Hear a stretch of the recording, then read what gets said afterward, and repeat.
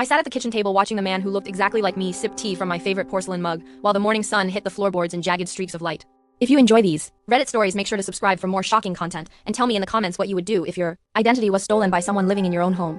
The man did not look like a monster or a ghost, but he carried the same jagged scar across his chin from a childhood bike accident that I remembered as if it happened yesterday.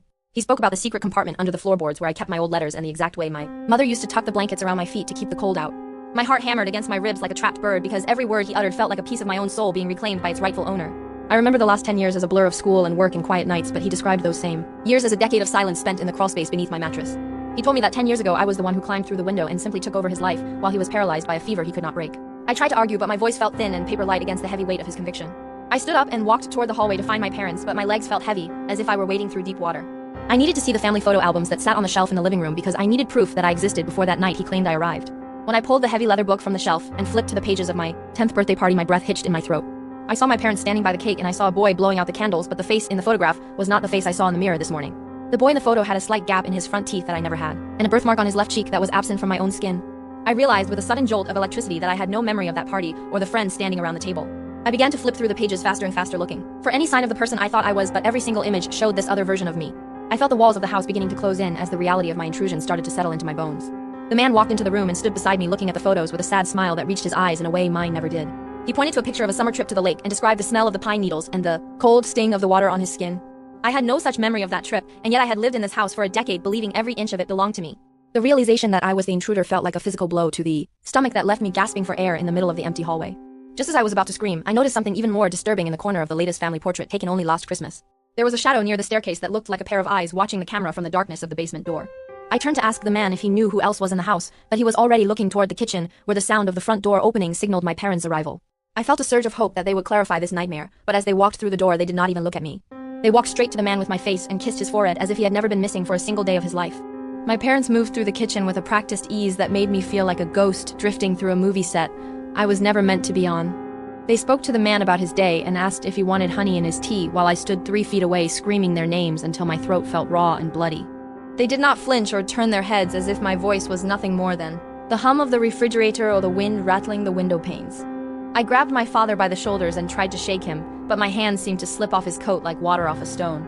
The man with my face looked at me with a pitying expression and told me that the transition was always the hardest part for those who had been on the outside for too long.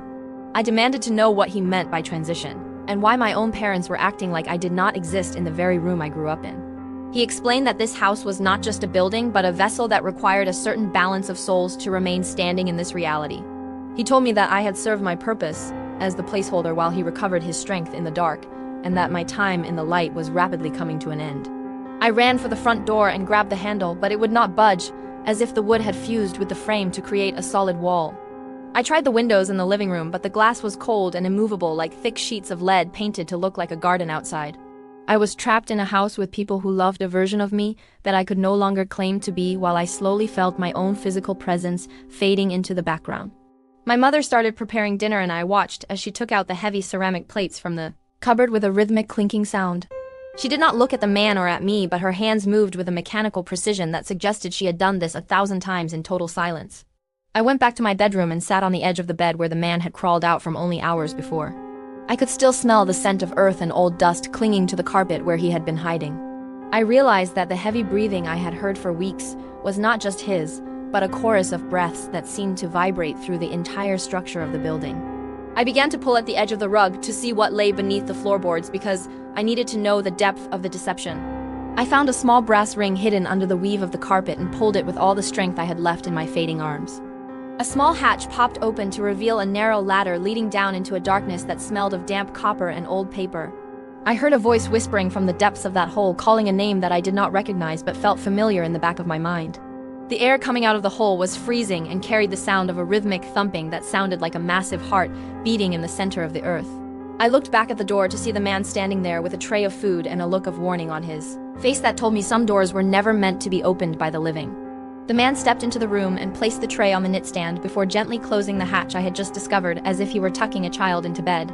He told me that the noise I heard was the heartbeat of the house, and that I should not be surprised because every family has a pulse they choose to ignore.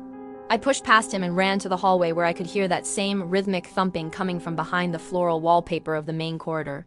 I pressed my ear against the wall and felt the drywall vibrate against my skin with a strength that suggested something massive was moving inside the narrow space between the studs. I began to tear at the paper with my fingernails until the plaster crumbled away to reveal a hollow cavity filled with old insulation and something far more terrifying. Behind the wooden beams, I saw the pale face of a young woman who looked exactly like my sister who had supposedly moved to London 5 years ago. She was not dead, but her eyes were wide and vacant as she stared through me while her chest rose and fell in perfect synchronization with the house. I realized that the second heartbeat I had heard earlier was coming from her, and that the walls were likely lined with others who had been replaced just like I was being replaced now. I stumbled back into the dining room where my parents were sitting down for their evening meal, and the sight stopped the blood in my veins. There were 2 plates set at the table just as the man had said, but my parents were not eating and neither was the man. They were simply staring at the 2 empty plates with an intensity that suggested they were waiting for a signal that only they could hear. My mother looked up and for the first time her eyes met mine, but there was no love or recognition in them, only a cold and clinical calculation. She told me that the 20 years of setting 2 plates had finally come to a close because the cycle was complete and the balance had been restored to the foundation. I asked her how she could live with herself knowing that her children were being kept like insulation in the walls while strangers took their places at the table. She replied that there are no strangers in this house, only versions of the same blood that must take turns breathing the air of the surface world. I saw the man with my face pick up a fork and begin to eat from the first plate while the second plate remained untouched and gleaming under the chandelier. My father reached out and touched the second plate with a trembling hand and whispered that it was time for the next one to come home from the dark. Suddenly, the floorboards in the center of the dining room began to groan and snap as a third hand reached up through the wood to grip the edge of the table. Another face identical to my own began to emerge from the subfloor with the same slow and agonizing precision that the first man had shown this morning. I realized that twist 1 was only the beginning because the house was a factory of identities, and twist 2 proved my parents were the willing architects of this endless loop of replacement. They were not victims of a haunting, but the guardians of a tradition that required one version of us to live in the light while 2 others waited in the cold dark of the walls and the floor. I watched in horror as the third version of me pulled himself onto the chair and began to eat from the second plate, while my parents smiled with a terrifying and hollow relief. I stood in the corner of the dining room as a spectator to my own erasure, while the 2 versions of myself shared a meal with the people I once called my mother and father. The air felt thinner now, and I noticed that my hands were becoming translucent like frosted glass when held up against the warm light of the dining room. The man who had first crawled from under my bed looked at me and told me that the crawl space was warm once you got used to the smell of the earth and the sound of the others. He promised that I would not be alone because my sister was already waiting for me in the drywall, and there were cousins and grandparents tucked into the attic rafters and the basement joists. I realized that my entire existence had been a temporary shift, and that the memories I cherished were merely scripts passed down from one inhabitant to the next to maintain the illusion of a normal life. I felt a strange sense of peace wash over me as the heavy weight of my identity finally fell away, because there is no burden greater than trying to be someone who does not truly exist. I walked toward the hatch in my bedroom and did not hesitate as I climbed down the ladder into the cool and quiet darkness that waited beneath the floor. I found my sister in the shadows, and we sat together in the silence listening to the footsteps of our replacements moving across the ceiling above our heads. The breathing was still in sync, and I found comfort in the steady rhythm of the house as it pulsed with the life of a dozen versions of the same family. My parents never said a word about the change, and they never looked down at the floorboards with anything other than a sense of duty and satisfaction. I wondered if the version of me now sitting at the table would ever hear the scratching in the walls, or if he would simply live out his decade in a dream of sunshine and tea.